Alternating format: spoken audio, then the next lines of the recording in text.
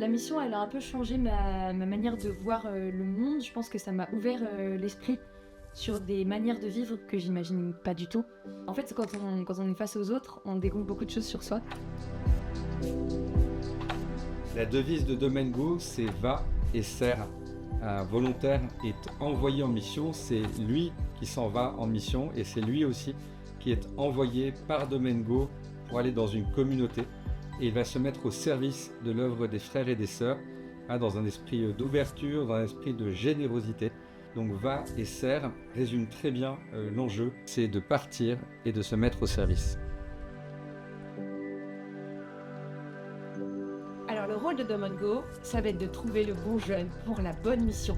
On va devoir avoir plusieurs entretiens avec lui, avec diverses personnes, pour mettre en valeur ses connaissances, ses compétences. Ce que nous cherchons à faire en premier, c'est de rendre visite aux communautés qui vont accueillir les jeunes entre 6 mois et 1 an, pour étudier avec la communauté d'accueil le contenu de la mission, les besoins. Et surtout, on leur explique bien l'esprit de Domingo, l'esprit du service. Ils sont là pour partager la vie de la communauté, ils sont là pour rendre service évidemment. Donc c'est très important qu'on se connaisse bien et souvent ça facilite beaucoup l'intégration du jeune. Le processus de recrutement, il est assez simple. Le jeune, il nous trouve sur internet ou par bouche à oreille. Il nous envoie un petit mail, il remplit un premier dossier, on le contacte, on prévoit un premier rendez-vous, une première visio, et on essaye surtout de voir si le projet du jeune peut correspondre à la mission de Domingo. Depuis 10 ans, Domingo envoie des volontaires aux 4 coins du monde, mais reçoit aussi des volontaires étrangers ici, en France.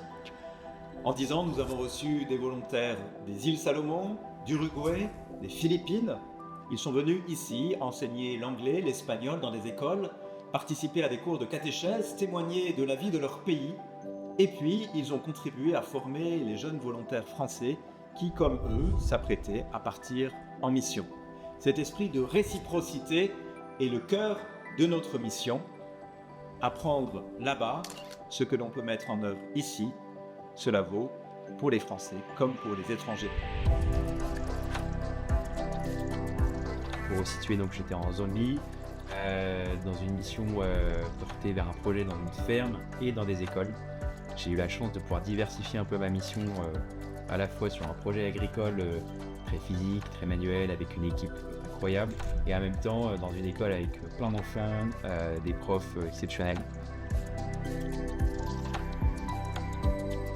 Cette mission va me transformer, je pense, par beaucoup de choses. Déjà par des nouvelles relations humaines. Je me prépare en portant ça dans la prière. Complètement obligée de me dire, en fait, tu vas arriver dans une culture, un pays que tu connais pas du tout, des gens que tu connais pas du tout.